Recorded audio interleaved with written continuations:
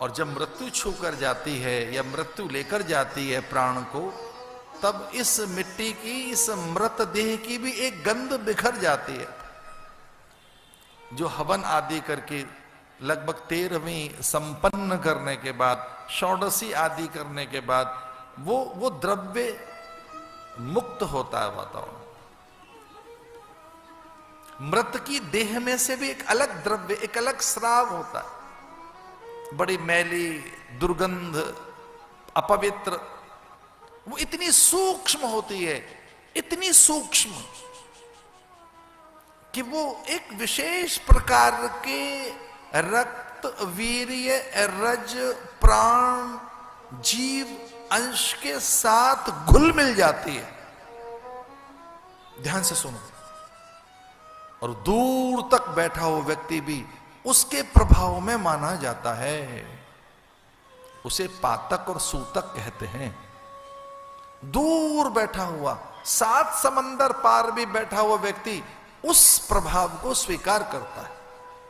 उसके अंतःकरण को वो गंध छूती है। सूतक काल में, पातक काल में। लेकिन बड़ी चौंकाने वाली बात यह कि हमने अपनी पुत्री विदा कर दी, उसको हमारे यहां का कोई प्रभाव नहीं रहेगा। डिटैच, रूट्स कट हो गई। उसके कुल देवता, ग्राम देवता, स्थान देवता, वास्तु देवता, कुल परंपरा, देवी और उसके इष्ट और उनकी मान्यताएं हमसे पृथक हो गई। हमसे क्या मतलब? हमारी बेटी का सप्तपदी के बाद, वाग्यदान के बाद, कन्यादान के बाद, चतुर्थी कर्म करने के बाद, देव पूजा के बाद उसके देवता जाने।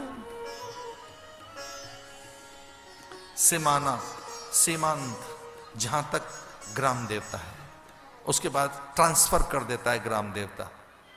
ग्राम देवता तक, इष्ट देवता तक, कुल देवता तक, स्थान देवता तक, जब तक हमारी कन्या हमारे घर में है और जब तक वो विदा नहीं हुई अपने पति के साथ, तब तक हमारे इष्ट देवता, कुल देवता, ग्राम देवता, वो सारे के सारे उस तरह से उसके हक में हैं।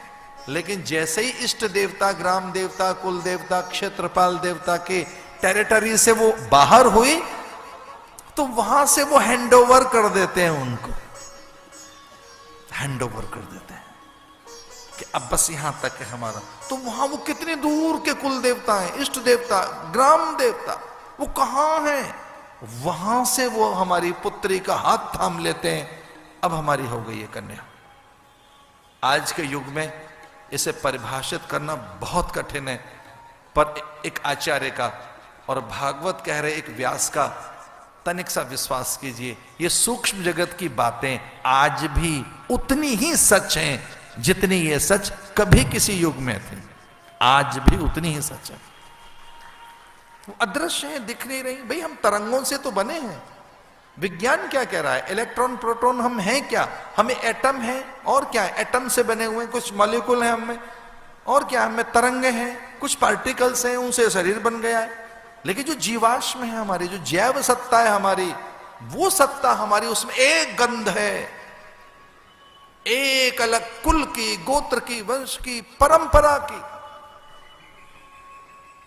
कितनी भौतिकता प्रचंड हो जाए, कितने अत्याधुनिक उपकरण बन जाएं, कितनी अधिक संचार की और सूचना की तकनीक हमारे आसपास बिखर जाए, कितने ही हम वायरलेस युग में चले जाएं, तो सच मानिए एक मंत्रों का अलग विज्ञान है।